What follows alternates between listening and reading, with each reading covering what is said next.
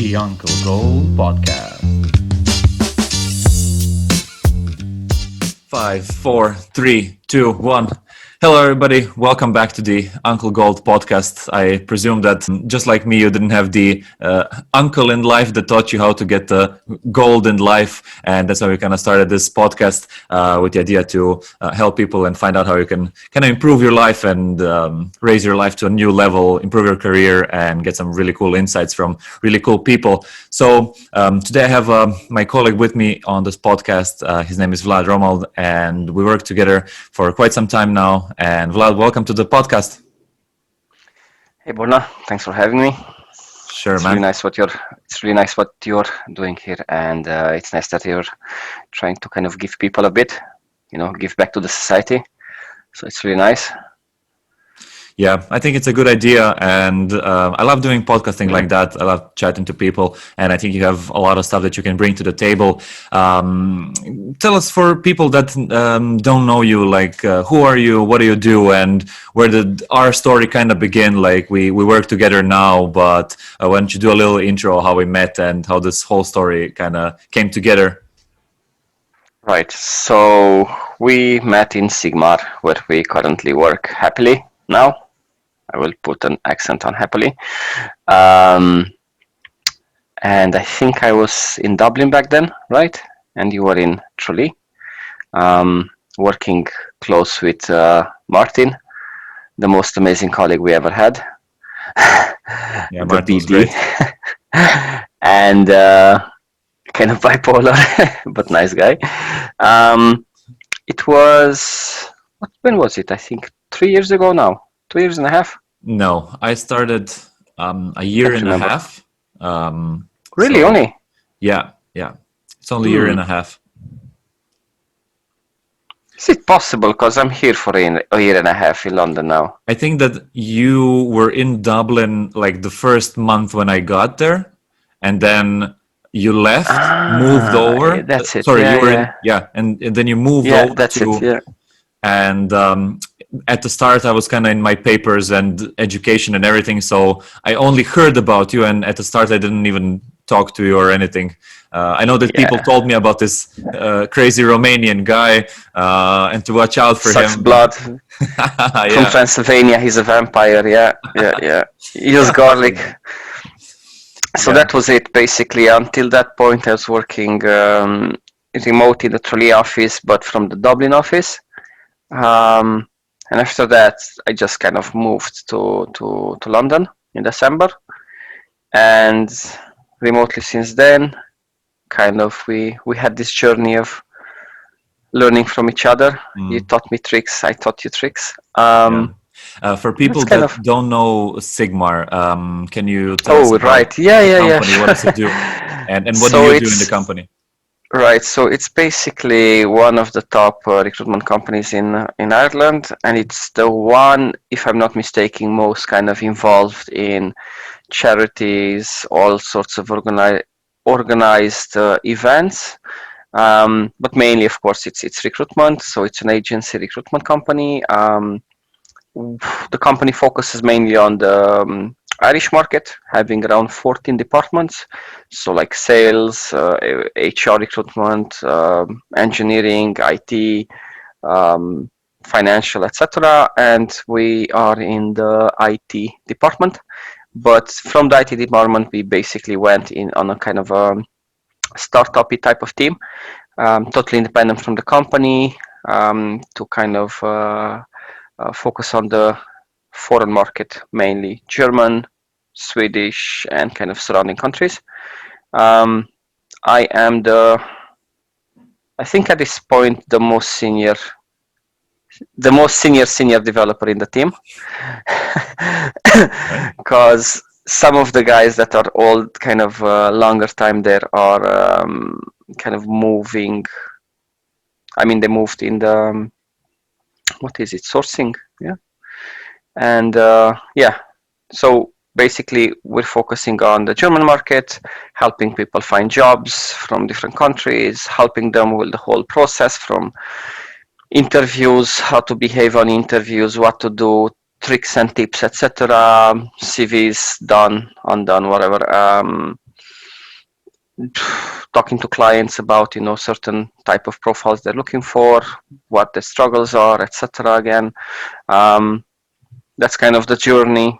We take a person from not looking for a job to yes, you're looking for a job, to interview, to relocation, what that means, what that involves, what's the next step, etc. Starting the job, and after that, I normally keep in touch with everybody for at least kind of 6 months. Hey, how are you doing? Everything fine? Are you happy there, etc. Because in some cases you can even preempt certain things that might happen. Like it happened with a candidate, kind of off topic. He didn't like the job.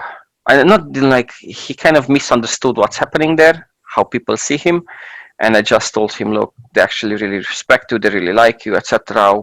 Fast forward 1 year, he's still there and happy. So it's very important to kind of be part of the journey even after they get a job, because most people just kind of forget about them. They got a commission, that's it, you're done. So it makes a difference to see, like for them to see that you're still there next to them.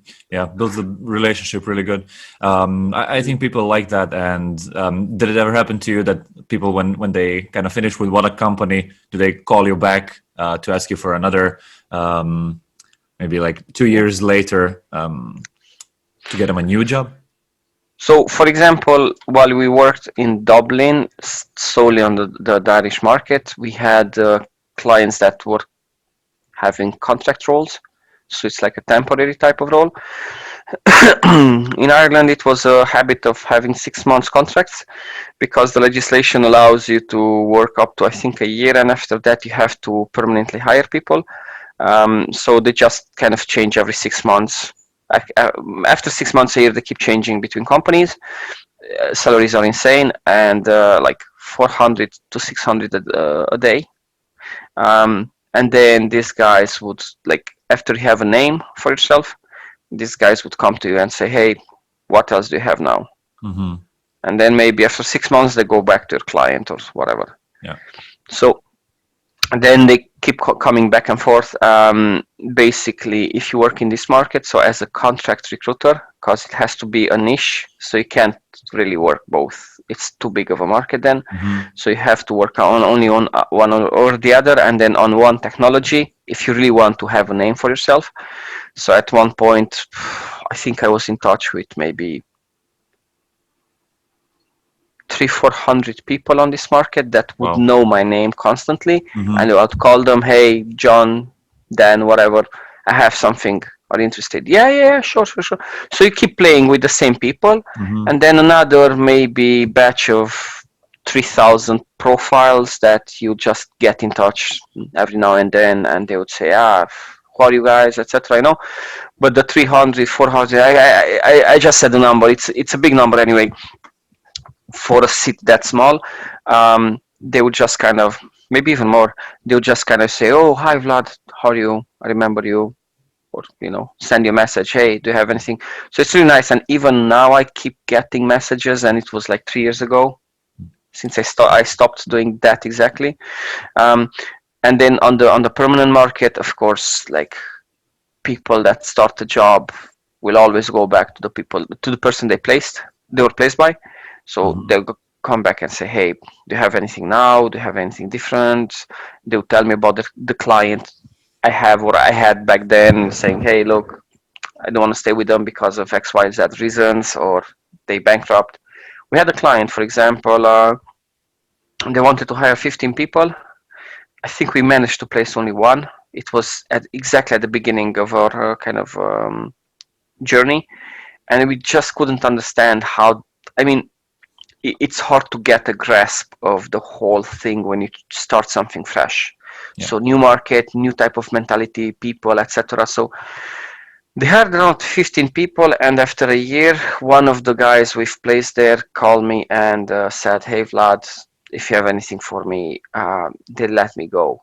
And I'm like, what do you mean they let you go after a year? Because it's very hard to actually let somebody go after a year. Yeah. Oh, because of the legislation. So COVID now brought a new type of legislation, I presume, that allows companies to fire people, but normally you can't really fire people after 6 months. So after the probation period, you actually have to struggle to fire somebody. If people would know their kind of I call it their rights in a company, they shouldn't just kind of say, okay, I'll just quit. It's a bit more complicated. So they fired everybody because of the same reason. The company bankrupt. They went in insolvency or something.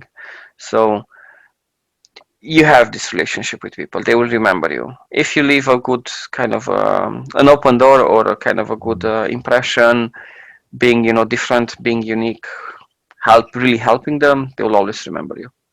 That's awesome.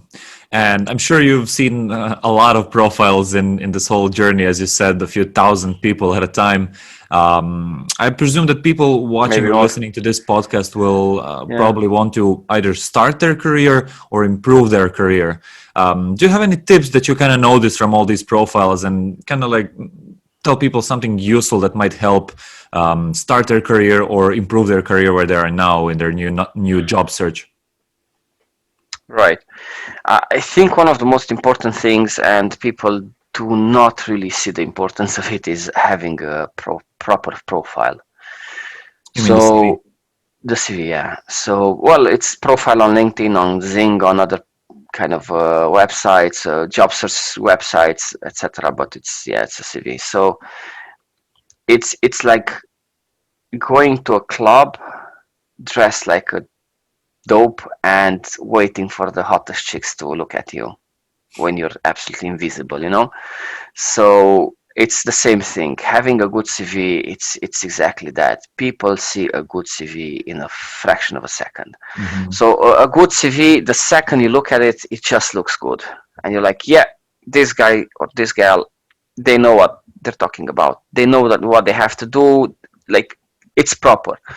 So basically, putting a lot of effort at the start in, or kind of during your career, in maintaining your CV, updating it constantly, etc. It's very important. So a good CV should be structured. Kind of course, every country has their own rules. Like some countries want one-page CV, regardless if you have 1 year experience or 15, which is, I would say, kind of stupid, because you can't actually put any kind of value into a CV in 1 page when you have 15 years of experience.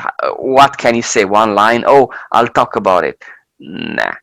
So I would say, kind of when you have some experience, but at the start, okay, 1 pager, fine.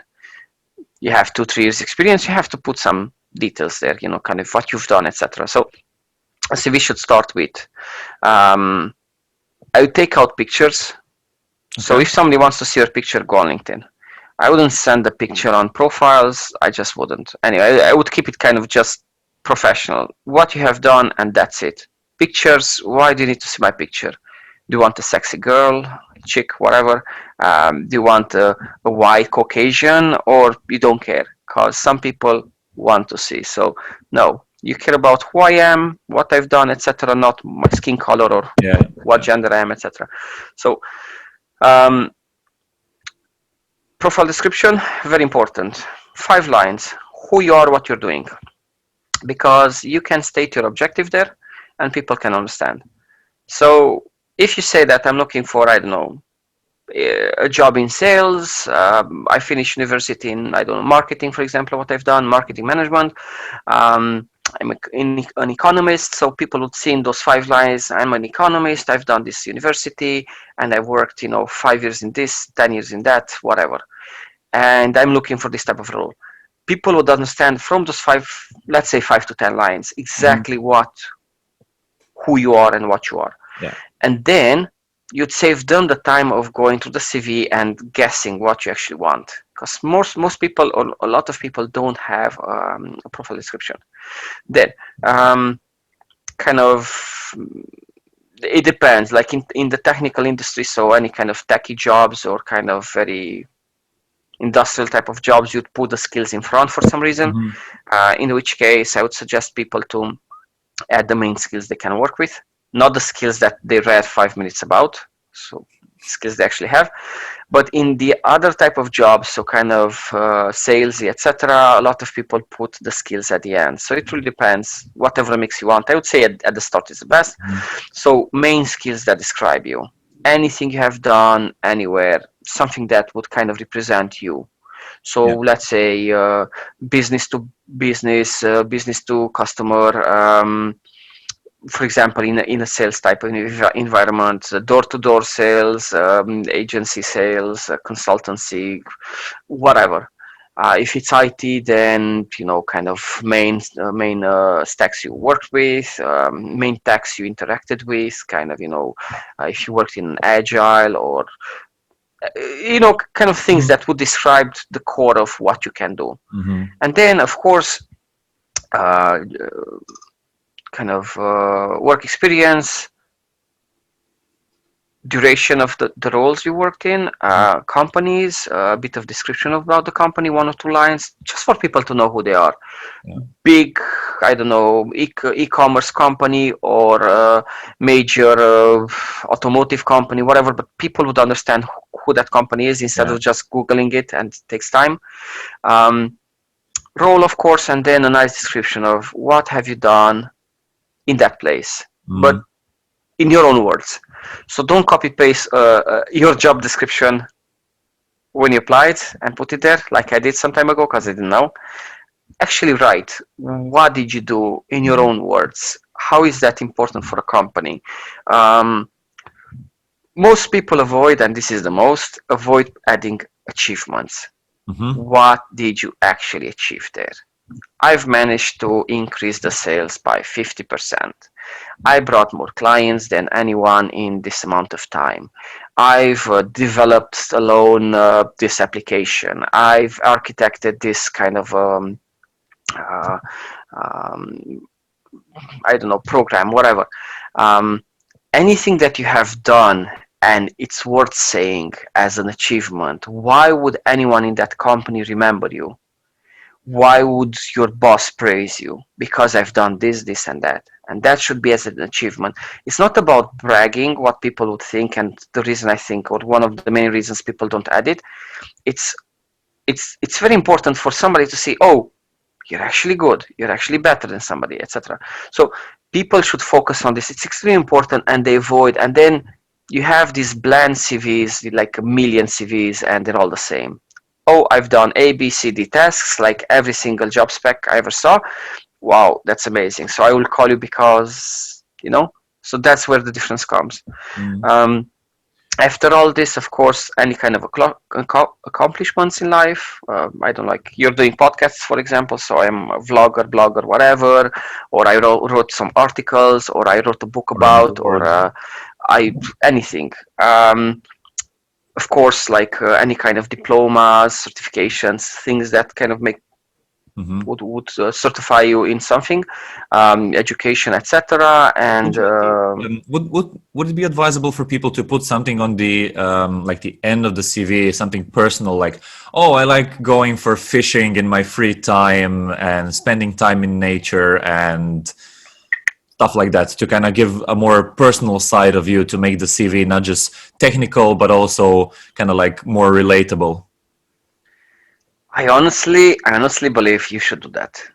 I think CVs are very, very old. Like, I'm talking about antique in the way we're making them, because they're very impersonal. So if you do it, it would be, for me to change the industry, I would actually do every CV should have like a link to your video self presentation, where you would actually explain, hi, my name is Vlad, blah, blah, blah. In a bit of kind of intro, like a hintro about yourself. I'm this type of personality, so I'm very chatty. I like talking to people. For example, I'm the kind of guy that I go between 100 people I do not know and start chatting with anyone randomly about bullshit. I don't know. If I'm really bored, I would be able to talk with everybody. If I'm just semi-bored, I would talk with the most interesting people about things they do, or kind of I see, kind of common interest. So it's something that people would see from your personality. Nobody does it. You never know a person until you speak with them. Yeah. And then you see, oh, personality wise, no way we can work together. Or culturally wise, I don't know. Some people take their personal views of things. I won't say what because it's kind of unethical now, but some people have their views in a certain way, and when they change countries, for example, they don't want to adapt. In which case, they will be outcasts, like nobody would accept them in a job because they cannot integrate, and then everybody's, I don't know, racist or xenophobic or whatever. So it's sometimes you can see this before having an interview, and then you know, okay, this wouldn't work. Or people would do a kind of a presentation saying that, oh, I'm coming from this type of a background. I just want the chance to adapt to this new world, to this new country, to this new way of being. It's going to be hard for me. I need your support. But basically and then a show company, people that they want to learn and that they want to expand. Exactly. And then a company would say, okay, he is from this place. We don't want people from this place for whatever reason, but this guy is clearly open-minded. And it's not that people are afraid of people from other countries, or I don't know. It's more about people not willing to integrate in a country where they move. Yeah. And this is interpreted as being racist. It's not being racist. It's, dude, you moved continents. Get on with it. Yeah. Adapt. Don't bring your religion in our company. Don't bring your political views in our company. No, keep them home. Here, you're equal. Yeah. Oh, you're not drinking? Okay, you don't drink with us. It's fine. Just sit next to us. Drink water. Be with us. Yeah. Be a team member. Exactly. So basically, people have to be a lot more transparent, because on interviews, I feel that nobody's really that transparent. Companies hide stuff. Candidates hide stuff. It's like courting. It's like courting and lying between yourselves, and just to kind of impress. Yeah, and the pressure of I need to be selected, and then people and I are need to get this job. Yeah, people are willing to do anything just to get the job and get in.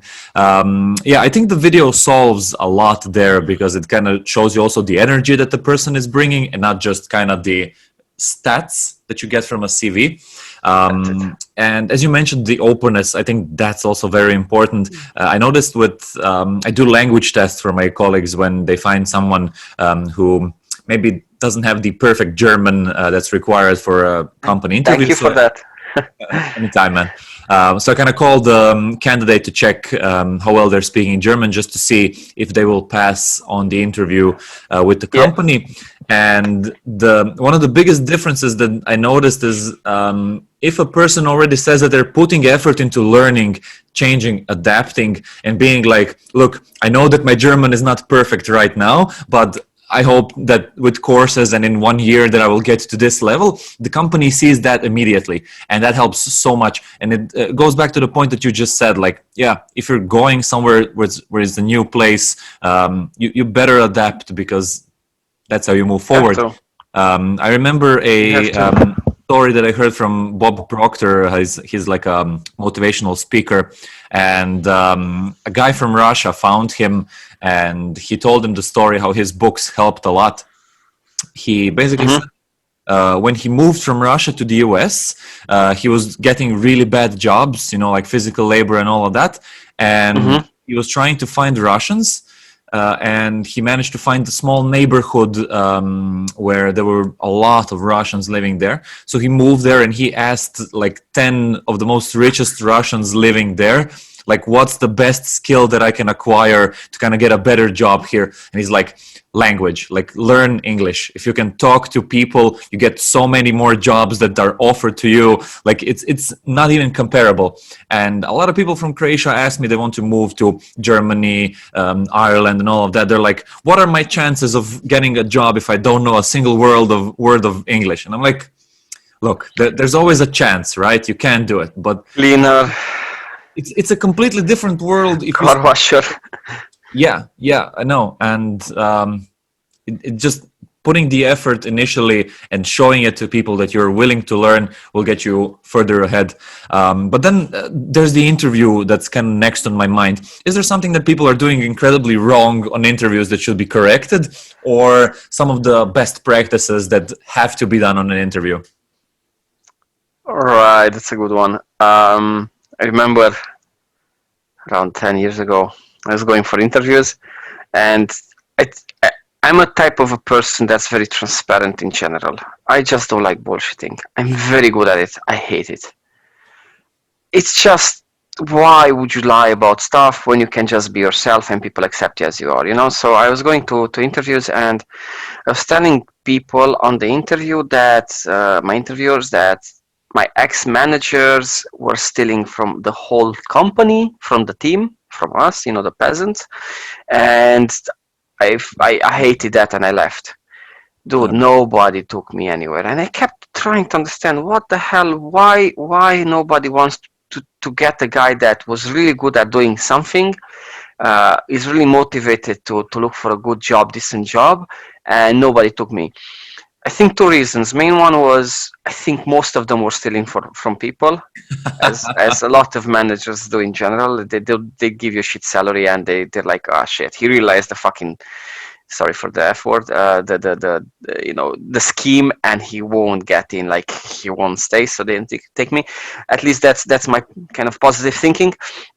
But realistically, they didn't like the fact that I was complaining. So a lot of people don't get jobs because they are complaining about random things.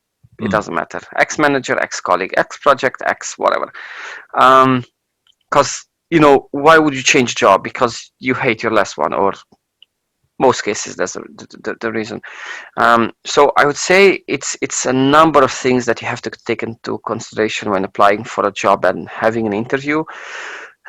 One is motivation and being proactive. So you go to another job and you don't show them that you want to run from the past, but you want to embrace the future.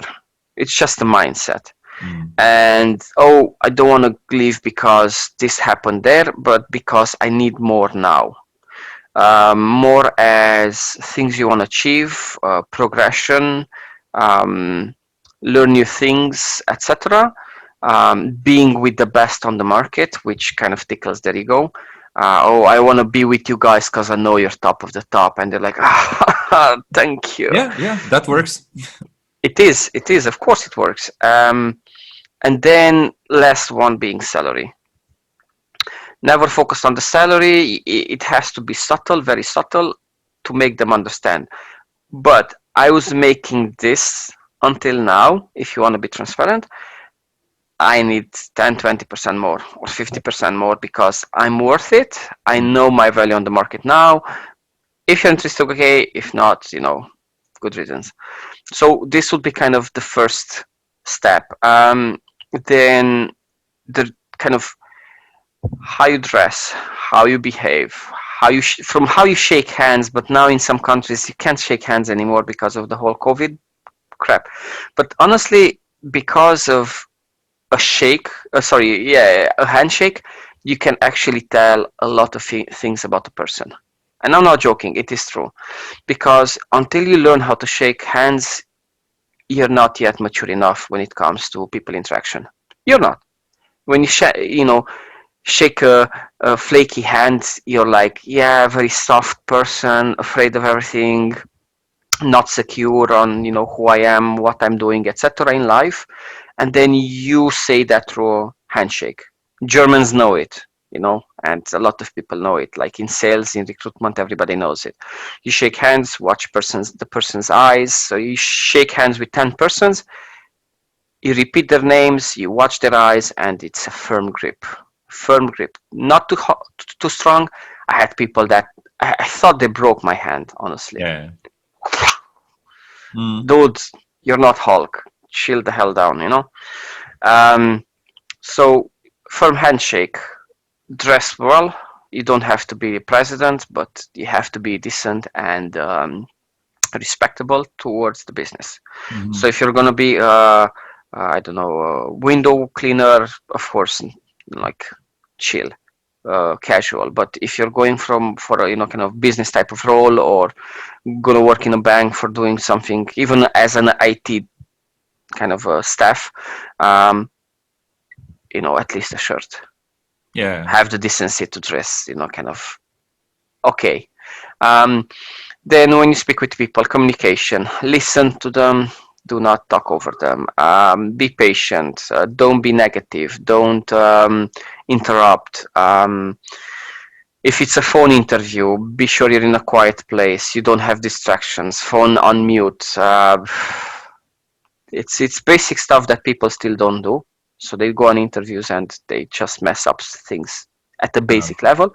You know what I Um, think is one of the bigger ones as well? Sorry for mm, interrupting there, but it no just worries. came to mind. Just a smile. Like people forget that it's a small detail, but doing like a Always. smile. It doesn't have to be like a fixed smile where you're smiling all the time, being like, yeah, like hypnotized. No, not like that. Like a genuine smile, just to show like positive energy and good intent. And I think it shows like a lot of character as well. Also, a little bit of humor helps. Like I wouldn't overdo it in the first interview, No, of course. No, um, no, no. but just like Show that you're different a bit yeah, and just you're relaxed. exactly. Yeah. I think some people take interviews too serious, and then they stiffen up too much, and then they're too rigid, and then they're only like their CV, only stats. I worked for 5 years here, 2 years here. I did this. I programmed Don't be a it. robot. And then they're robotic, and then they basically don't show personality at all. And it might be okay for some places where they want people to be just like working robots, but to develop your career better, you need to show personality, because in the long run you will just end up unhappy on the inside, and I don't think that's a smart business move at all. Of course. I think, but you're saying about smiling in the sense of an interview, but I'm saying about smiling in general. People should Oh, smile. oh, Every few minutes of the day, you should smile. You should kind of, I don't know, when you're smiling, you're kind of releasing the tension, mm, and you're normal, you're, human. Until that moment, if you're kind of stiff, and if some people are stiff all the time, mm, um, they don't enjoy anything. I yeah. feel that Um, they take I life. Mm, please finish. go on. They take life too seriously, and then you're just kind of, grumpy little person, and you don't like anything. So I have this habit of smiling a lot in general, making fun of stuff, just kind of Yeah, make people laugh. And yeah, sometimes I look like a buffoon or act as a buffoon, but I feel that if somebody makes you smile or laugh every day for no reason, is somebody you should keep next to you. But exactly. again, not stupid things. Like I'm just saying, making a joke here and there, saying something, and it's exactly the same on an interview. Go there relaxed, smile all the time, even if you're on the phone and people don't see you. Smile. When Yeah, you speak and you smile, people can feel it, yeah, and then they smile back. So then you have a nice feeling. It's cool. It's everybody's in the good vibe. yeah. After that, everything can flow. What Exactly. did you want to say? I just wanted to say that it's physically harder to frown than to smile, because you engage at least twice as many muscles. So people that are frowning a lot, their face literally gets tired faster, and it starts hurting after a while. And then they, apart from feeling bad, they also have physical pain in their face. While when you're smiling, it takes a lot less muscles, and it's neurologically wired to your brain to release oxytocin, a natural drug that basically keeps you happy. You get it when you start eating chocolate. So basically, there are exercises. Yeah, there are exercises that people do where they do the biggest smile that they can, and they start laughing out loud even when they don't feel it. And after a minute of doing that, they start feeling better.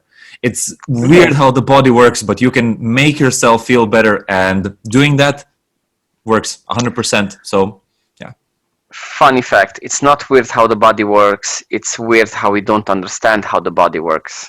true. I agree. Right. So this would be kind of focusing on this is kind of behavioral things, and then when it comes to kind of questions type that people would ask you on an interview, you have to prepare a bit in case they ask you this, in case they ask you that. So prepare. Do a search on Google top questions asked on a specific type of interview, and you will usually find those questions. So HR questions first. So this is something that everybody should do. You're going for an interview, top questions on an HR person would ask. 10, 15, 20, whatever. And look at them and try to understand, because usually you can find the answers as well. And try to understand the logic. Why would they ask this and why would you answer that? So you need to understand the logic, not what you have to say, the logic of it. What is the flow they want to go through on the interview, and then you can say, yeah, this or that. And then you would not fail an interview with HR persons. So HR persons fail maybe around half of people, but the reasons are usually stupid, like literally stupid, like have nothing to do with anything. It's just you didn't know what to say. You're too kind of focused on your own stuff and didn't know how to handle that, which is it's lame, because you got the interview. You just had to play, do the courting, and that's it. It's basically a courting session between you and that person. How much do you recommend people prepare before the interview? Like 5 minutes, a day before, an hour? Like, what do you tell people how to prepare? Good question. I would say minimum half an hour to an hour for each job. Who the company is, what they're doing, what their purpose is, a bit about kind of any kind of LinkedIn research, for example. What's the number of employees they have, things they've posted in the last few couple 3 months, whatever. Because it would show that you've done your homework, you're really interested, and you're worth having a chat with. So we have candidates, for example, that go on interviews and they have no clue who they talk to. Like the company, I'm not even talking about what the interviewer is, which they should know from the start, because when you get the confirmation, you get an email or something. Okay, let's say it doesn't happen, but at least you know what company it is, what they're doing. So if you don't do this, you're automatically, in most cases, you're automatically disregarded. Makes no sense to speak with somebody who doesn't have 5 minutes to do research on us. It just doesn't. Then you have the kind of questions you have to focus on within your field. So let's say that you work as a, I don't know, biochemist or something in a specific niche. Okay, what kind of questions would somebody ask you? Think about them or Google them. If you're a technical guy, let's say, I don't know, you work with chips and stuff, whatever. You do a search on what kind of questions would somebody ask you on that. Again, just to kind of get a sense of, and then your mind is prepared, because a lot of people have to have a state of mind and be prepared for a certain type of interview. I saw people that, for example, back in Romania, I was working for an international company with European projects. So I had one guy, I was there, I was in the office one day, and the guy came very nicely dressed, looking good, like happy days, prepped for the interview. He literally came out after maximum 3 minutes, I think 2 minutes. I was like, what the heck happened?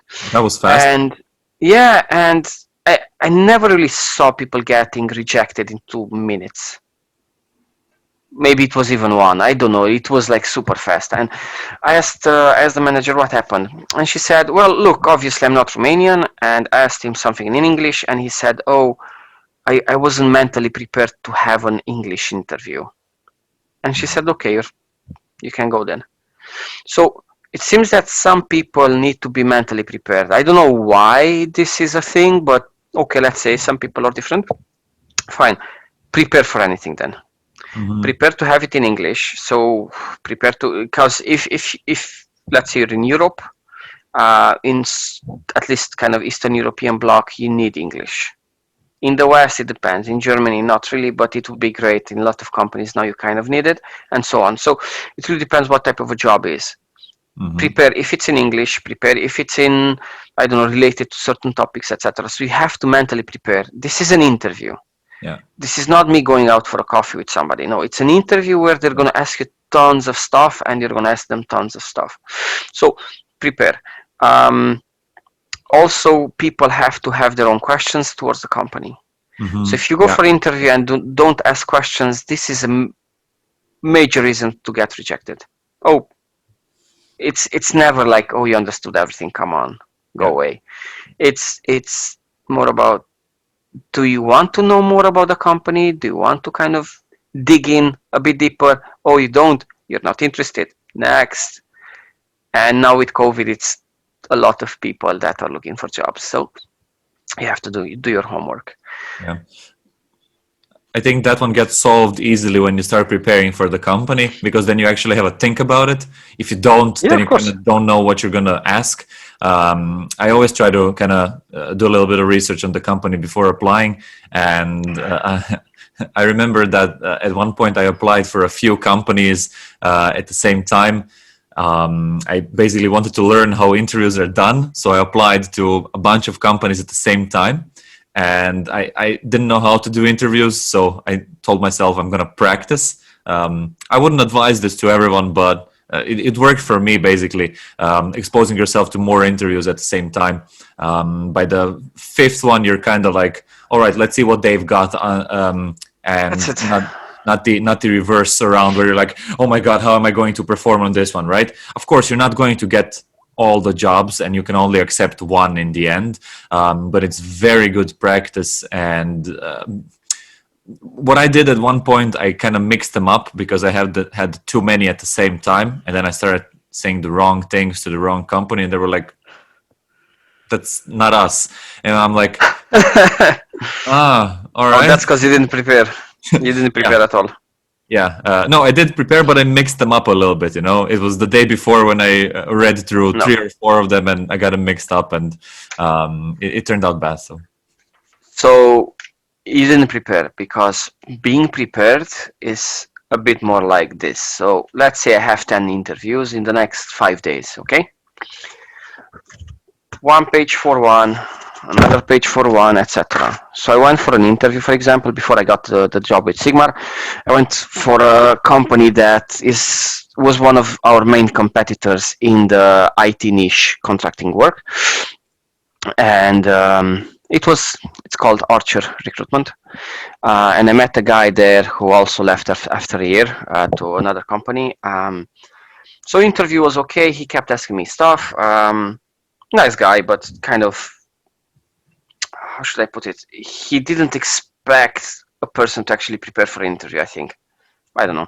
So he asked me a lot of stuff. I kept answering. I kind of got the real grasp of what the company is really like. And I felt it's not really for me, but I was curious about a lot of stuff he didn't expect.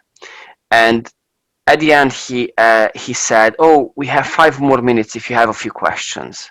And I said, oh, a few. And I showed him, I had like 20 questions for him at that moment.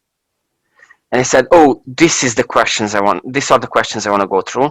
You didn't cover almost any of them. So we're going to stay for a bit more. Jaw drop moment. Yeah. And I went through them.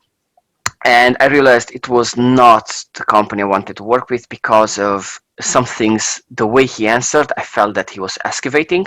Mm-hmm. And I said, like, yeah, not really.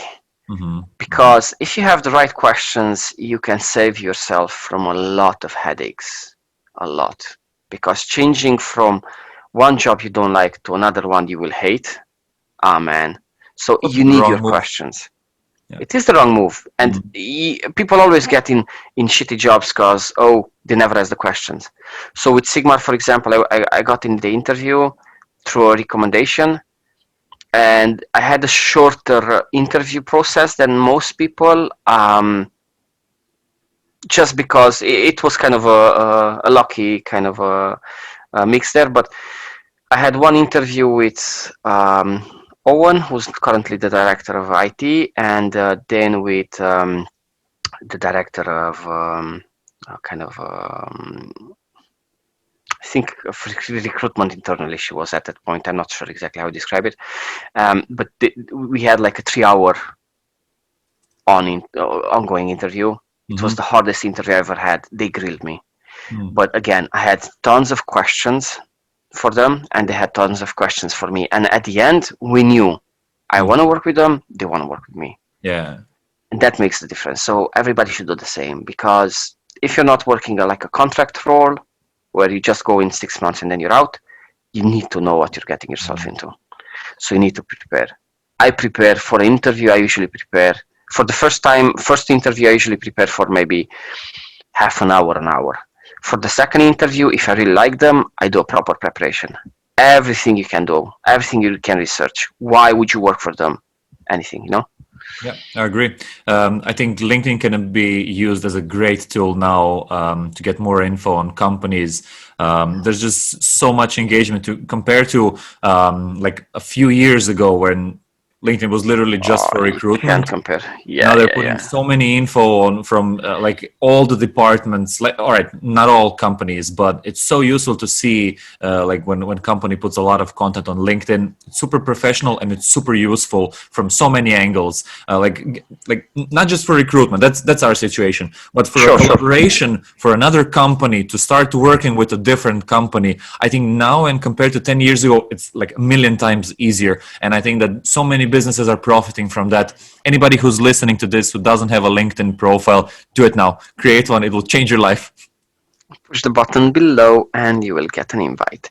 Yeah, so the point is that you have LinkedIn, you have or Xing, but it's not quite the same. So you have LinkedIn, you have Glassdoor, which is phenomenal. So any company that kind of has maybe about 50 people, it would have reviews, and you need to read those reviews because they're very important.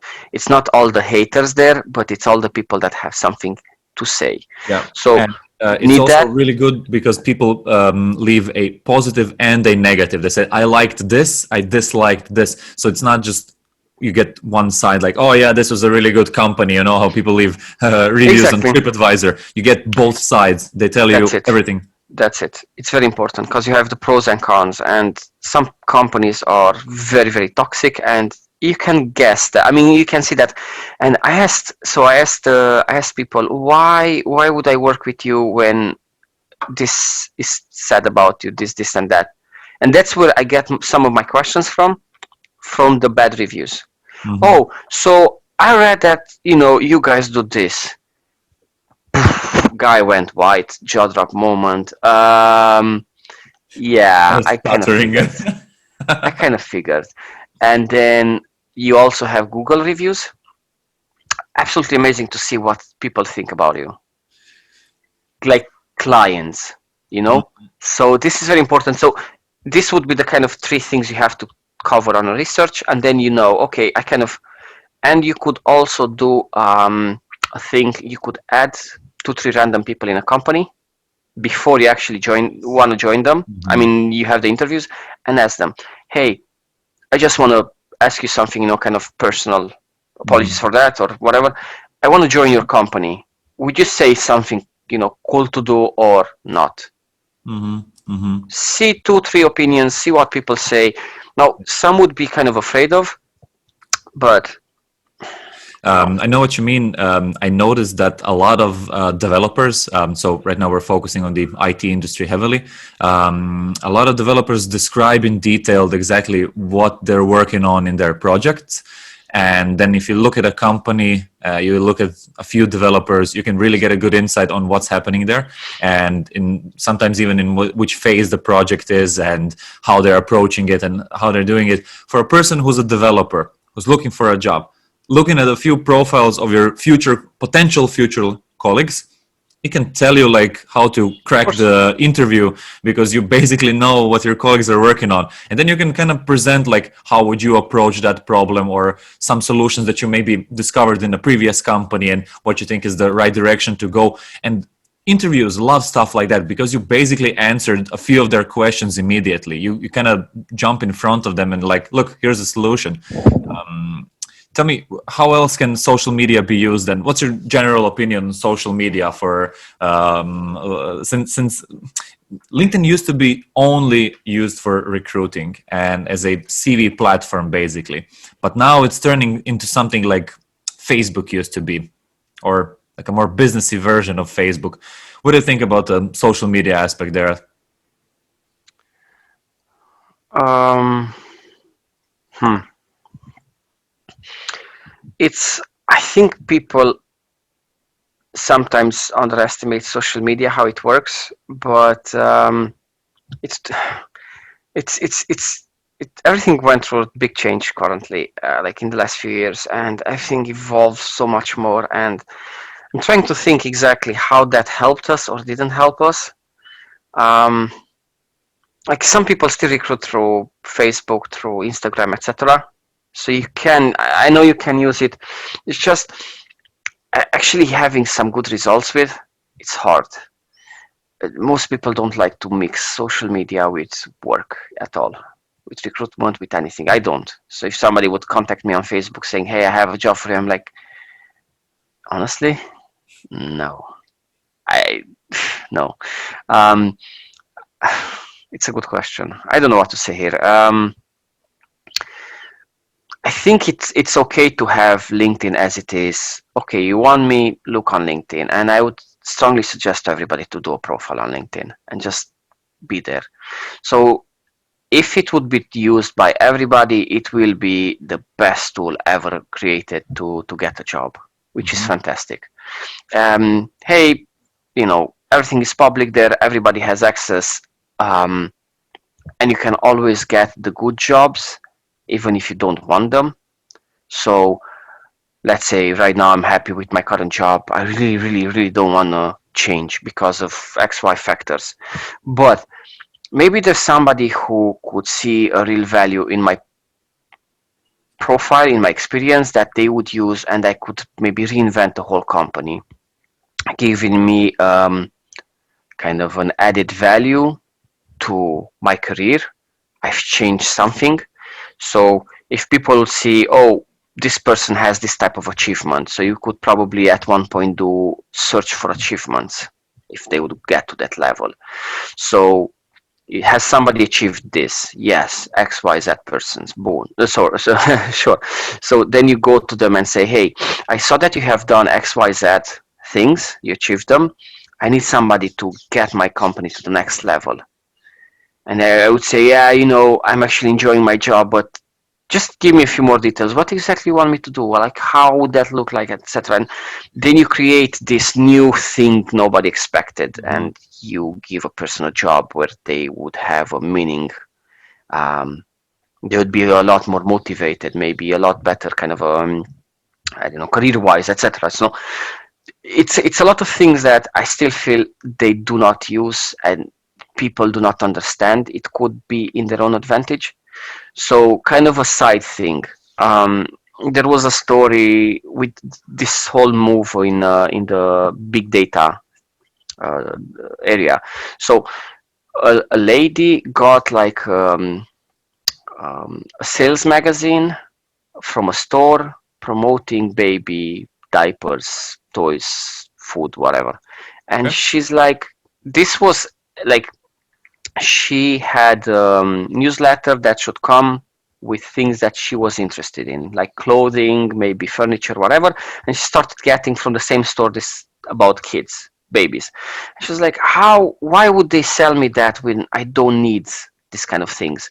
Yeah. And 2 or 3 months after, or weeks or whatever, it came that she was actually pregnant, and they knew before because they analyzed the data from the stuff that she was buying.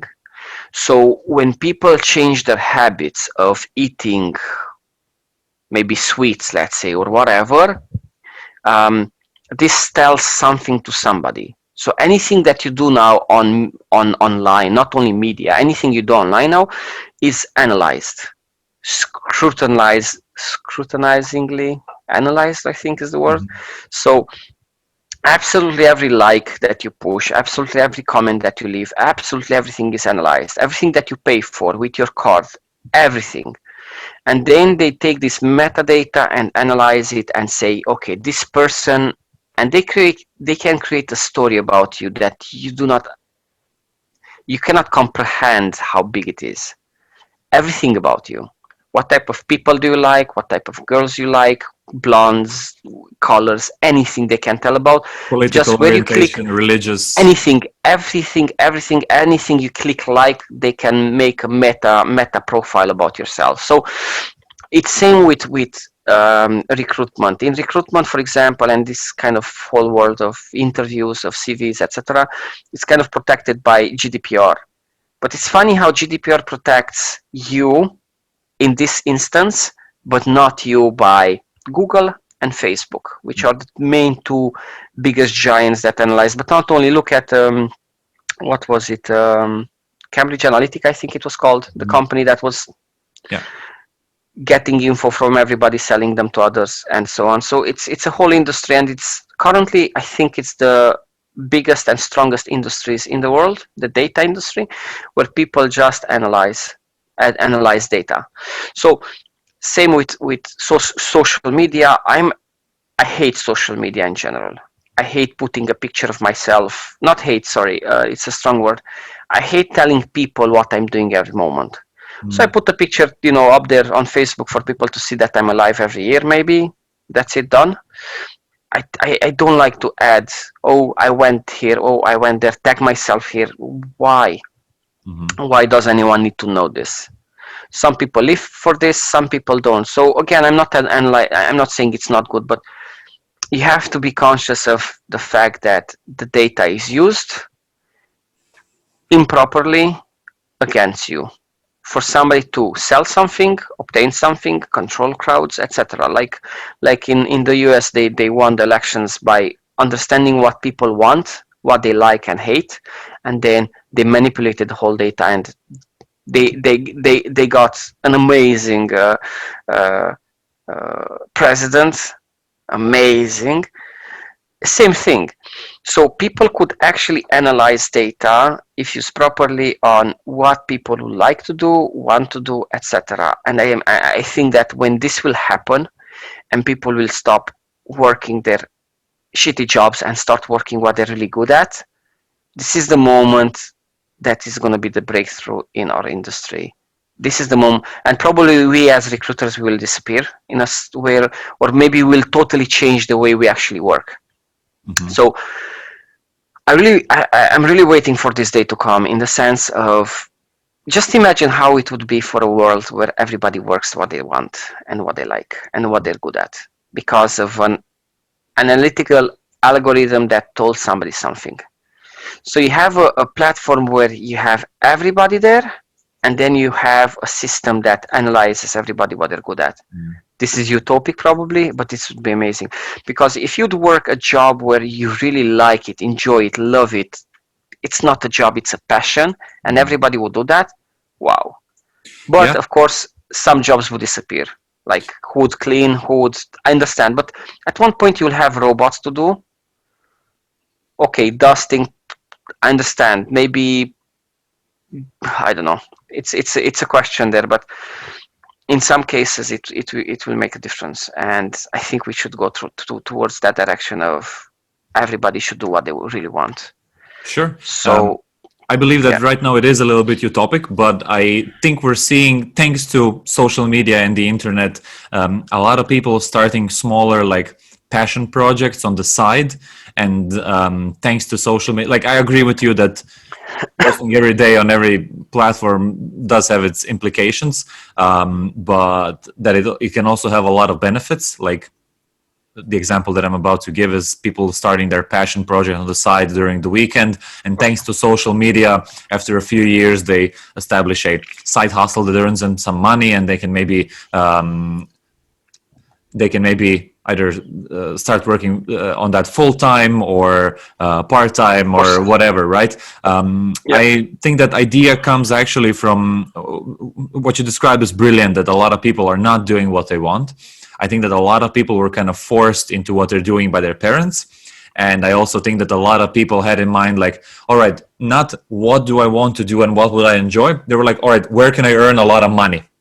and then they went down that route. And after a few years, they kind of lost the money passion, and it just went downhill from there. So yeah, the passion question should be asked. I think that's one of the best ways how you can improve your career in the long term. And everybody listening to this Uncle Gold podcast already knows that we're here to improve our lives and make our lives better, and not just for ourselves, but also to other people. I think that when you start your own passion project, you're 10 times more passionate about it than working a job that you don't like.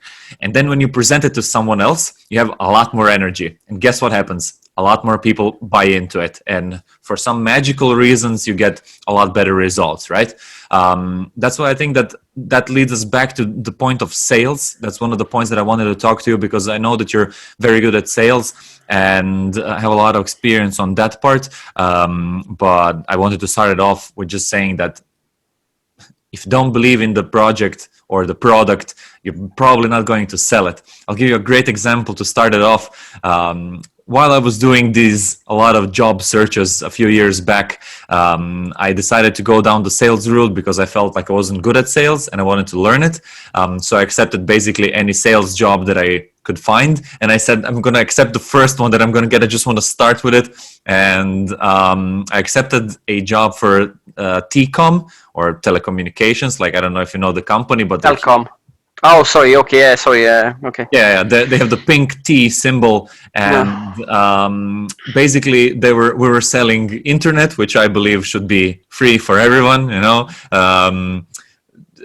phone tariffs, which I didn't use because I used only WhatsApp calls and basically didn't use minutes and SMS messages. And what else? We were selling like TV subscriptions for the pay TV. I stopped watching TV years ago, and I was basically selling like four things that I didn't believe in any of them. Right? I believed in the utility of them, but not that I would be a user of it. Right? And I had a really, really tough time selling any of them. Like, I had zero results, and I just quit after a short while. Okay. Good point. I'll add something to that. So believing in something, it doesn't mean that you have to believe in using it, you personally, because in sales, if you do not understand the difference between what you like and what other people would like, you're never going to be a good salesman.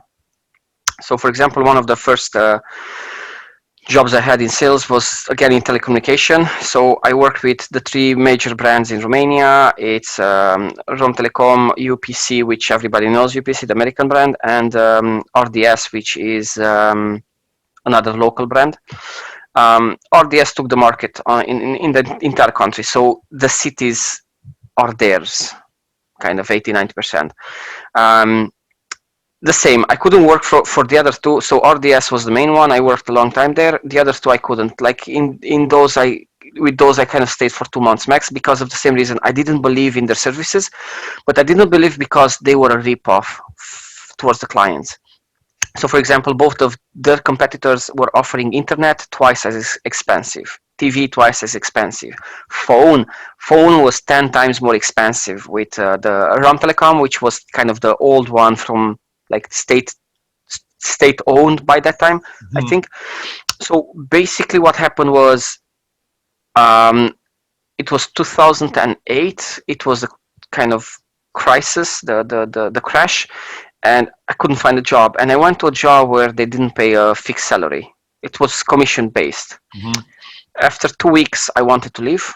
It was stupid, but I hooked up with a girl there, and I just stayed for her sake.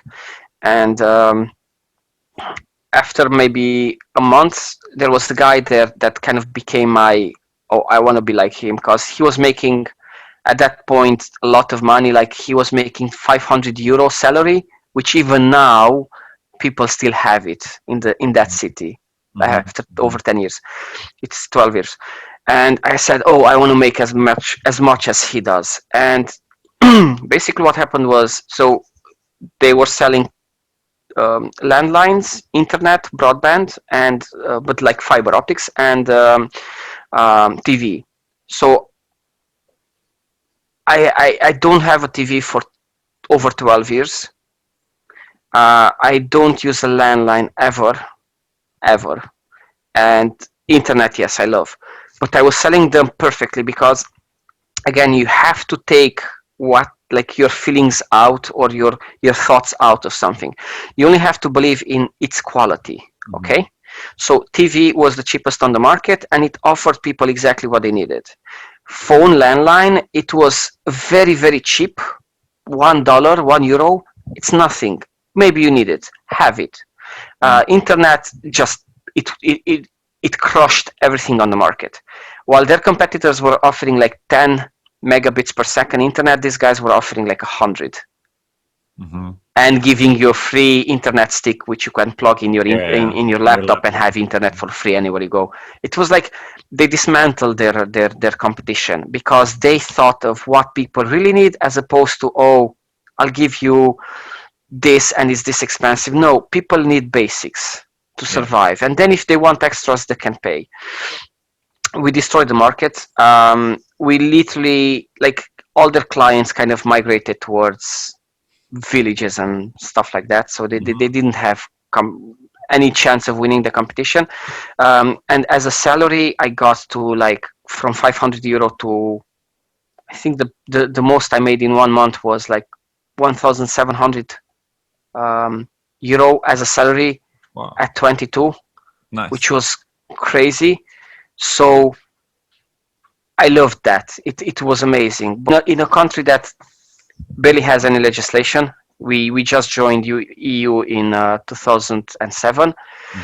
By 2008, it was a total chaos in Romania. Things just started to kind of move towards kind of, all sorts of kind of job-related legislations, workforce, etc. So it took them a while to start changing and so on. But anyway, so that was kind of the first job, and after that I went into so this was door to door. Imagine that you have to knock on somebody's door who doesn't expect you, and you have to be prepared for anything. A pissed off wife, a drunk guy, a kid, who knows, somebody with a big dog that jumps on you, etc. My version was also door to door, and I wanted to say we got attacked by a dog once and a lot of stuff. But there are also good things. Like, there are some people that are extremely nice. They invite you over for lunch and they ask you to stay drinking with them, and things like that happen. Like, you really have to be prepared for everything. I had a guy who, in 5 minutes, hooked up with the girl that opened the door, and he said I can't use the F word, but they did the other F word, whatever, with the consent of the king. So it's things can happen. But I had colleagues who were kidnapped, literally, threw in the back in the trunk of a car, took in the other side of the city, left there, and people, like gypsies, made fun of him. I had a guy who was so the owner of the house locked the gate, brought the dog, put the dog in front of the guy, and said, "You're not leaving alive until I have your guys, like your company services, inside my house today." And the guy, shitting his pants, started calling the company. He said, "Don't bring the cops because this won't end well." And the company actually brought, I think, 1 kilometer of fiber optics on the guy's street because they didn't install anything yet. They brought 1 kilometer of fiber optics and installed it in the house. Wow. Because at that point, in that part of the city, it was in Bucharest and he couldn't really do whatever he wanted. It was bad back then, and it happens. I had colleagues that were stabbed, really bad, beaten, etc., by randomers on the street, like whatever. So you start seeing reality as it is through sales, I would say, through this type of, especially, and you learn how to react in a way that will help you, or at least survive. So it was an interesting journey, and at one point it was enough, of course. I went into sales on like selling European projects, so European funded projects. We're a consultancy. I had to go to companies or city halls, etc., and sell this type of projects. So after 6 months, they wanted to let me go because I had almost results, because they kept trying to forced me to do things in their own way, which was very wrong. And I said, look, it's okay, you can fire me if you want, but I really want to, kind of crack this and be an achiever, but you have to give me some freaking space. Yeah. And after that, I had like presentations on podiums, and I brought a lot of clients, etc., because I could actually breathe as opposed to having them down my neck. Everything changed. But again, in Romania at that point, I felt that I'm not growing fast enough and doing enough things. Salary was very low. Commission was a joke, and I said, okay, it's enough. After that, I moved in Ireland, and I went into recruitment because it was the only job I could find. And I kind of fell in love with selling jobs to people, selling dreams, selling the idea of, hey, move in another country, see how it is.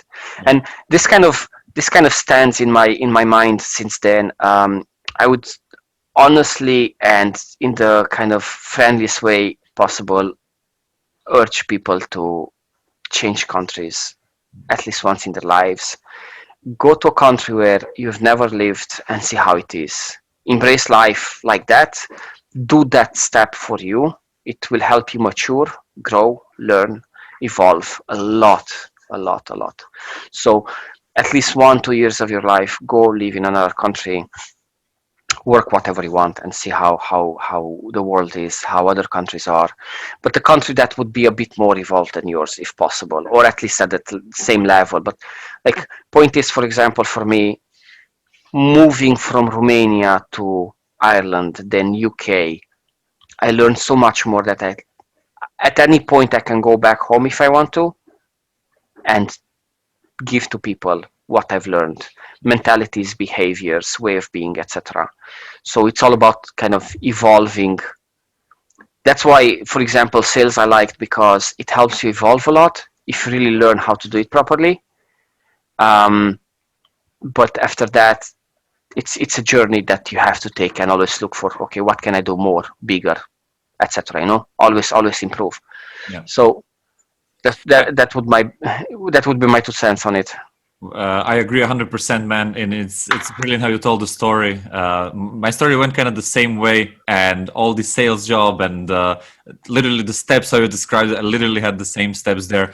I'm beginning to see some patterns, and it might be that we're on to some kind of a pattern that is actually needed to evolve. I agree also on moving to another country. I noticed the same thing when I moved to Ireland here. Even if it's for just a short while, I think people can see some results. But of course, the more you stay and the radical the move you make, the more results you're going to get out of it. But again, it's also about mindset. Like, you went with the idea to improve. You weren't going just to do the same job in another place, So it's important to acquire that bit, and I think that would help people a lot. And also, I think it's very nice that you're thinking of, I can bring something back to the community back in Romania. I kind of have the same feel for Croatia. I have a feeling that a lot of people are kind of stuck in one mindset, and that they not necessarily don't know how, but don't really want to change anything. So a bit of fresh perspective might be what people need. And a move is a really good thing. But also people that you learn from are something that brings you a lot of value, because you mentioned the colleague earlier that was a lot better than you in sales, and you wanted to be like him, and it kind of, being around him motivated you to move to another level. Do you right now have people, it doesn't have to be around you, but maybe online, or your colleagues, or someone that you know that's kind of pushing you forward, that's kind of like a mentor type of ideal in your mind that you like, that you want to learn from, or that you're watching online maybe? People. Yeah.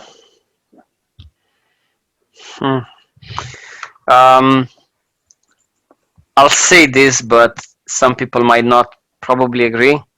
For example, it's really good to follow your manager.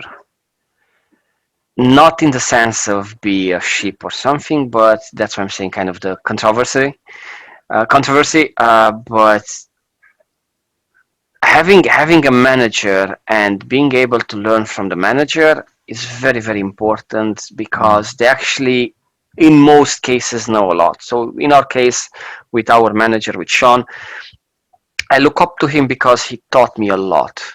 He's not perfect in any way, but he knows a lot of things that you can use in life about how to do your job, about how to do things, etc. So from this perspective, I really appreciate him. Like I see him as a friend more than a manager at this point. But look, we've been through 4 years and a half of a lot of stuff. So it is different for me compared to you guys, etc.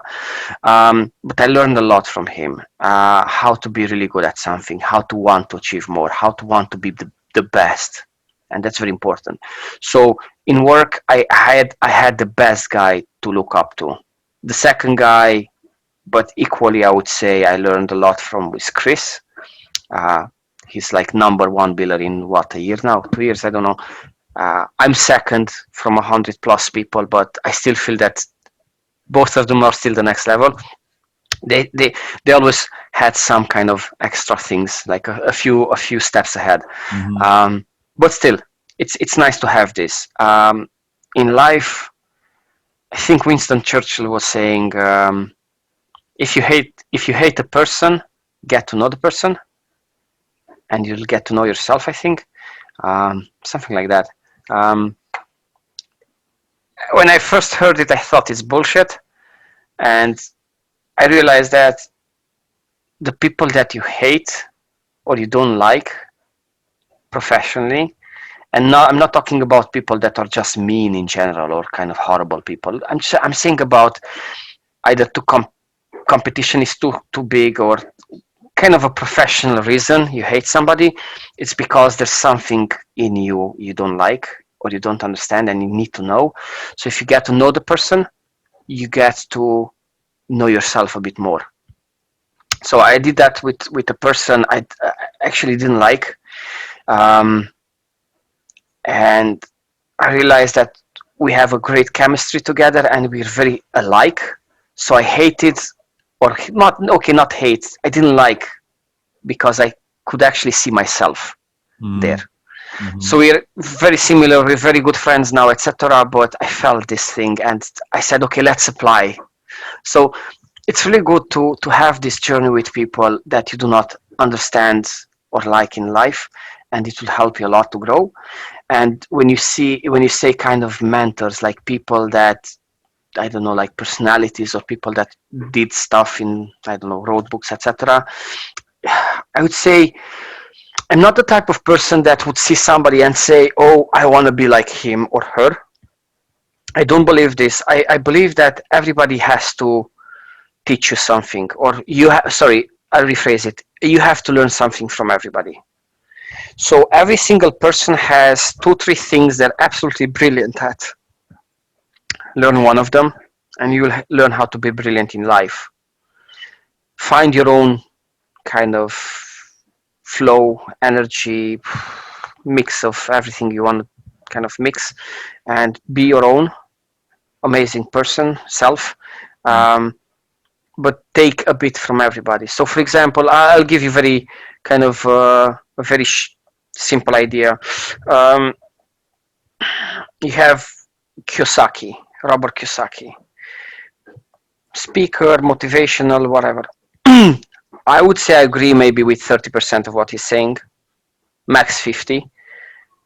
A lot of things that he says, I feel they do not vibe with what I believe. So I feel that some of the things he says are not okay in the direction. But some of the things he knows and says also are great. So I took a lot of those things and I said, okay, I will use this. He's a brilliant person in his own way, because he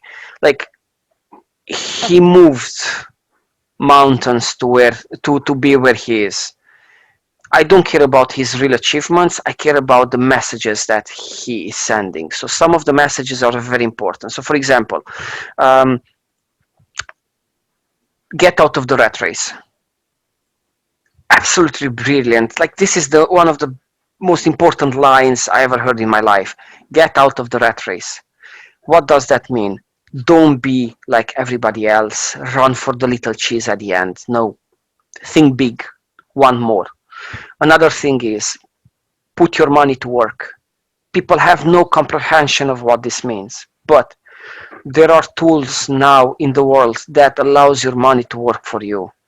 If I would have today 100k, I would invest all of them to make money for me from now on. And there are tools in life now in our current world that would offer you the possibility to put 100k at work and in 10 years, 20 years, 30 years to have 50k, 500k, a million euro, just like that. And you'd be sorted. At 60, you'd be, a millionaire. Yeah. So this is something I learned from Kiyosaki, a guy that I never felt any kind of wow for. But he is brilliant in his own way. Yeah. He has his own flaws like everybody does. So what I'm trying to see is you can find something amazing in somebody you don't even like necessarily. And again, I'm not trying to say anything bad about him. I'm just saying that was kind of my initial feeling. You have Tony Robbins, who is loved by everybody. I don't really like him. I don't need to like him in any way because what he says doesn't vibe with what I believe about the world, etc. But he has the way he motivates people and kind of pushes them just towards wanting something more. I absolutely appreciate that. He's amazing, just because of that, in my own opinion. So this is wow. I read, for example, a book about how you can see, for example, two different sides of anything you see in life. Like everything that happens in a person's life is just a point of view, your own point of view, or people's point of view, let's say. So I don't know. You missed the bus. You have the possibility to say, shit, I missed the bus. I'm gonna get into trouble, or the bus got struck by a moving car at 150 an hour in the city. 3 people died. I survived. I wasn't on the bus. I didn't miss the bus. So this is a bad example of something that actually happened to me. I didn't go on the bus and the bus was struck by a car. People died. Wow. And I was at the start thinking, I should have or should have not taken the bus. And then I started believing that everything happens for a reason. So this book is called Attitude is Everything, where the guy teaches you or kind of gives you an idea of how you have the possibility to see things from a positive perspective or a negative one. And this is the only thing I'm trying to see. Everything that happens in my life since that point is, do I decide to see the dark side or the light side? Yeah. Or positive, whatever. So it helped change my life, my perception of things in my life, etc. I got sick some time ago, really sick, and I got like super panicked, and I said, no, there is a rule here. There is something to learn from this. And it helped me, and I changed my behavior towards bad things since then. And I don't get angry anymore as I did before, and I'm a lot more calculated, and I am a lot more patient, and so on. From a book that I got from a girl that she left me, and before leaving me, she said, you need to read this book to get your shit together. It's called, it's by Jeff Keller. So Attitude is Everything. Changed my life. I read it 4 times. Every time I feel that I'm going towards the dark side again, because you need to remind you stuff like this. Definitely. So never allow things just to go as they are. Always remember, you need to remind yourself. That's why reminding yourself or repeating stuff gets you to the kind of higher level. So I keep reading this book, and this is kind of my go-to book every moment when I feel I'm really, really low or down in my life. I was reading another one, for example, Dale Carnegie. He's the first millionaire, kind of super rich person from motivational books and kind of speeches, etc.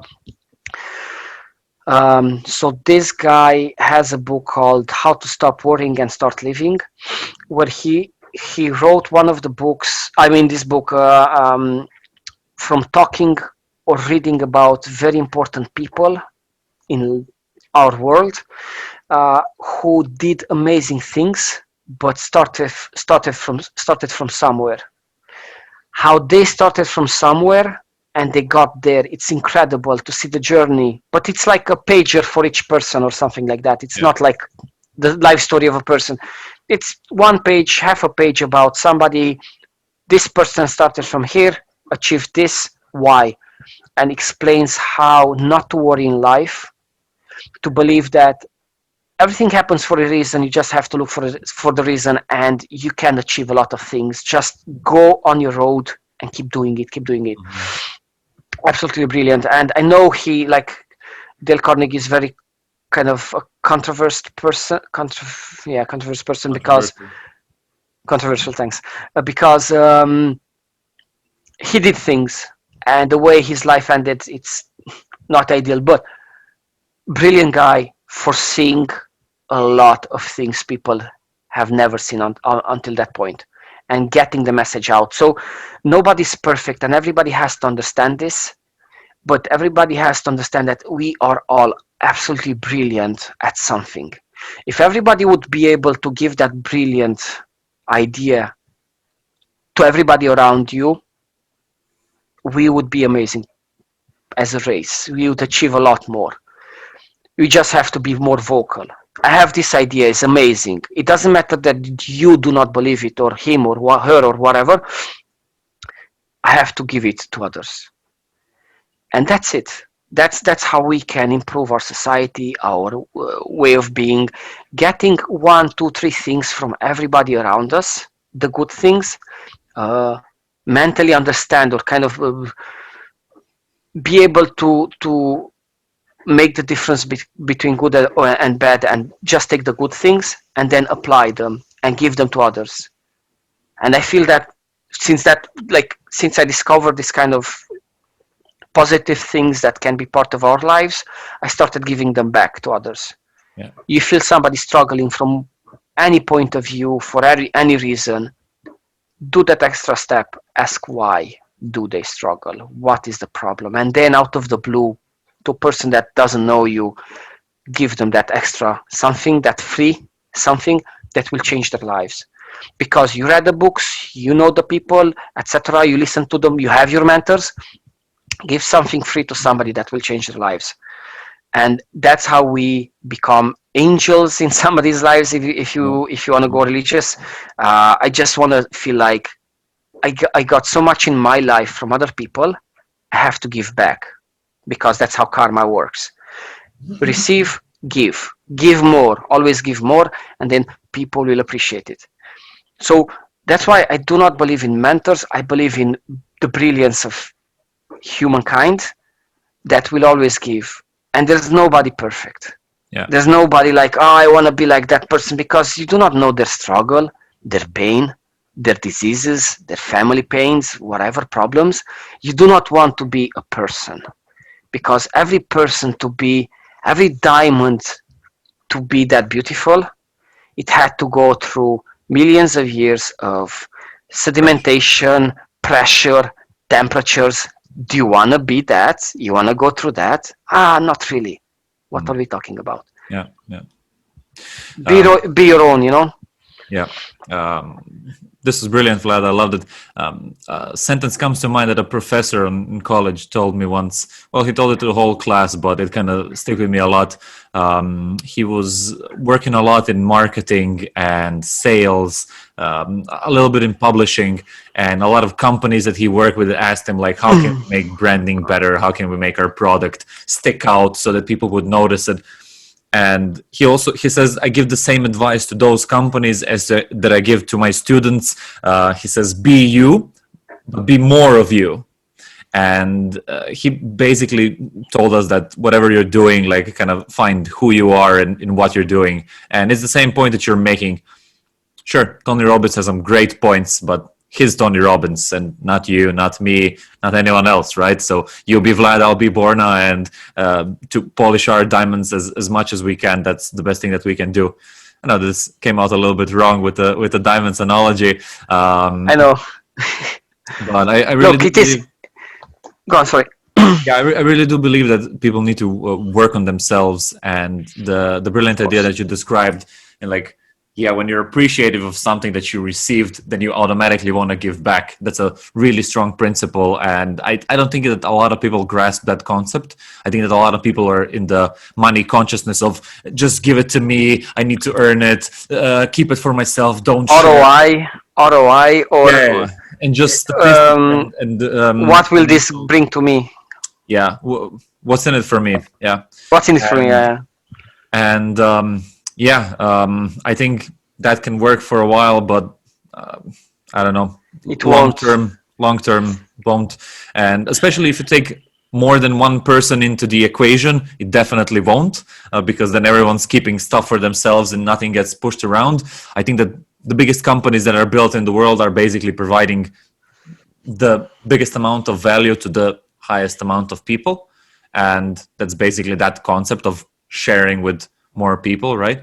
I also think that you mentioned on a extremely important point that we'll go through a lot of times here in the Uncle Gold podcast. And as we're kind of going towards the last part of it here, you mentioned how important it is to remind yourself all the time to keep that positive mindset, to keep yourself in the, not the dark side, but the positive side. Do you have like a daily routine or things that you do on a daily basis to kind of remind you of that? Or do you have some things that put you in the right state to be positive, to be better, to feel better, to have more energy and stuff like that? Good question, but it's something. It's something. This is a whole.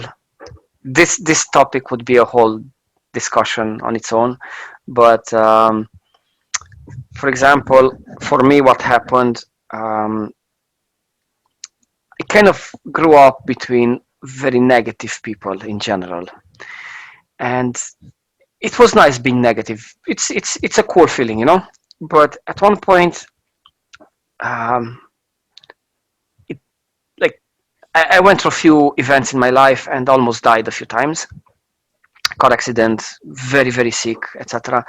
Not saying on the deathbed, but it could have happened at any point, and I realized how important life is. And I told to myself, like a lot of people told themselves, I will appreciate my life, I will love my life as it is if I get through this thing, you know. But it happened once, twice, three times, four, and then I said, like seriously, I really have to start appreciating my life, like How honestly, many times because does it need to happen? dudes, as a cat you have 9 lives, as a person, I don't know. It's you know, and this is one of the things. So I realized how weak we are as a species, how fragile our lives are, and how quickly it can end. And this is the main motivation for me. Dude, tomorrow it can be the last day. Yeah. I'm not saying I'm living my life at its fullest, but I'm sure hell doing a lot every single time I can. So I'm the type of person that if we go on a trip, I will do the things that most people are afraid of. Jump in the water from a certain height, climb on the freaking stuff, I don't know, go high, anything.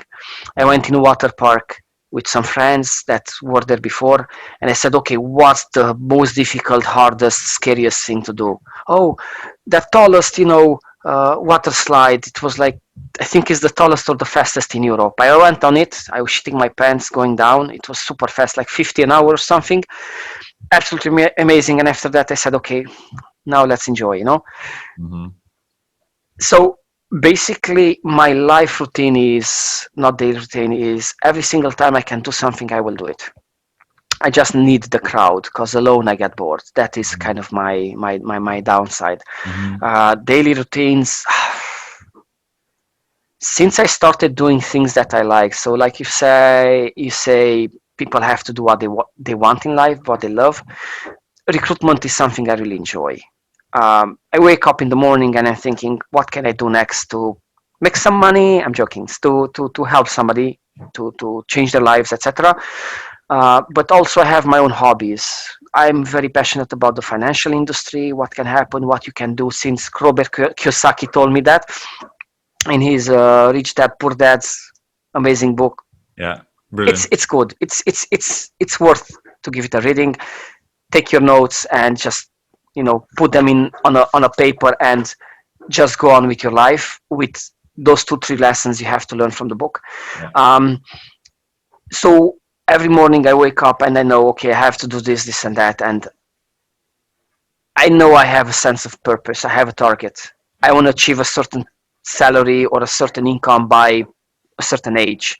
I want to buy a yacht and sail, not a big one like those super posh. No, a simple one, a bedroom inside so I can sleep, and a veil, and I'm happy. A boat, whatever.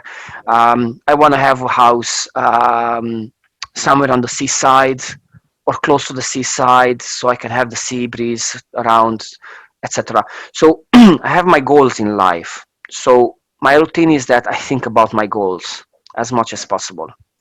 And then I know to achieve them, I have to do certain things that I wouldn't have thought about 10 years ago, 5 years ago, 1 year ago, maybe 5 months ago. Yeah. So every day your life changes according to all the events, of course, that surround you. But it's important that everybody has a goal in life. When you're going to be old, you have to think now, what is going to happen with your life? Are you going to have a pension? Are you going to have money on the side? Are you going to have an investment that's going to be secure and help you by then, etc.? So you need an income at that point that will be there, whatever happens. Otherwise, you're effed,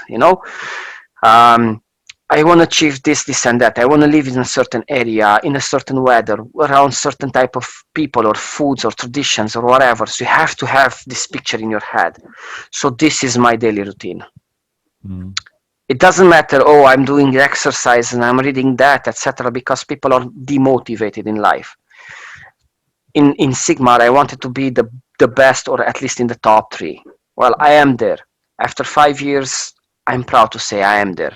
When you have 100 plus colleagues, it is a nice achievement. Yeah. Not wow, because it's not like the best company in the world in any way, but it was a sense of achievement that I needed, because it's that thing, I need to check that on my list, and now I can go to my next journey. Maybe I want to make more, maybe I want to whatever. So people need objectives and purposes in life.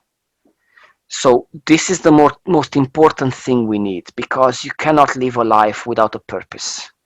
And without the sense of purpose, we go through life like a boat through a storm, with no direction, with no radar, with nothing, just kind of through the waves, etc. It is a sad journey to have in life, not knowing towards what you're going. And I'll tell you, kind of as an ending. I think in Harvard, they had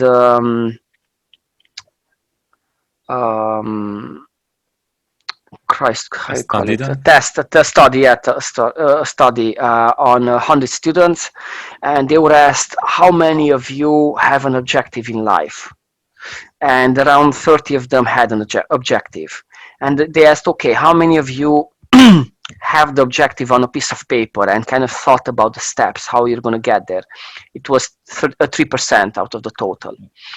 And fast forward after 10 years, they went back to the students and asked them, ex-students, and asked them, okay, each of you, where you are, etc. So it came that the 30% that had objectives in life were making 2 times more than the rest as a salary, as an income. And the 3% that had it on paper and knew exactly how they're going to achieve it were making 10 times more than the rest. Yeah. So that's how important it is to live a life with purpose, with objectives, and with a target. Every single day, what do I need to achieve? This and that. So this is kind of my life's routine, not daily necessarily, but it's part of the days, because if you know I need to achieve these 10 steps to achieve this, then you break down the 10 steps into smaller pieces, and okay, every day I have to do this and that. And then every day you achieve a bit, every day you achieve a bit, and then you reach your goals in life. Yeah. Yeah. And that's where I get my energy from. That's how sometimes I lose direction, but I go back on the basics. What is the goal? This. Okay, go towards that. Yeah, exactly. I couldn't agree more. I read the same study. I actually learned about it in a Tony Robbins book. I did a video with Sean where we were kind of doing goal setting, like a goal setting exercise. And I told him about the same study as well and about setting goals. It's the same for me, man. Talking to you for this last 2 hours, I kind of realized how many more similarities we have as people, and I don't know. I just have a great positive feeling after talking to you a little bit more, man. I learned a lot, and thank you again for taking the time for joining here. I would love to do another podcast with you, man. I know that we scheduled Absolutely. one. We were talking about doing one about nutrition, and I would love to do that one maybe in a month or two again. I know that you're a huge fan of eating healthy, drinking healthy, living healthy, and I think that's where a lot of people can get a lot more energy from, because putting shit food into yourself just won't help. A big one for me in setting like goals is kind of chunking them down into small bits that kind of gives you the daily direction. That helps a lot, and I also draw a lot of energy from that one. I think we went to some really good topics here, and thank you again for taking the time. Everybody who's listening, please leave us a comment. I would really like to know what you think about Vlad's ideas. I think I learned a lot from him, and I think you can as well. Vlad, do you have any parting words for everyone listening or watching this video podcast? Thanks for the invite, and I have to say it's something amazing what you're doing here, and it was great to be part of your little journey. And I hope it's going to be a very long one, as we just started it, and I would be more than happy to be part of this in the future, especially with the nutrition. I have tons and tons of stuff, and not only nutrition, kind of, I'd say, what do we put inside our mouth and what would we put on our skin, because it's also important. So it's kind of the chemical interaction between everything that surrounds us and our bodies, and how we cope with this. But yeah, that's going to be the homework for the next podcast. And until then, I wish you all the best, Borna, with your journey, and with exploring everything in people's minds and kind of how they see world in their own eyes. It's a fantastic journey, and hope to see you soon. Perfect. Thanks, man. I'll prepare some questions for the next time. I wish you best of luck with your goals and everything that you set out to do. Thanks, everyone, for tuning in and listening. I hope this podcast was helpful for you guys. Subscribe to the YouTube channel, Uncle Gold Podcast, and we'll see you in the next episode. Cheers. Bye, bye. Yeah, bye-bye. The Uncle Gold Podcast.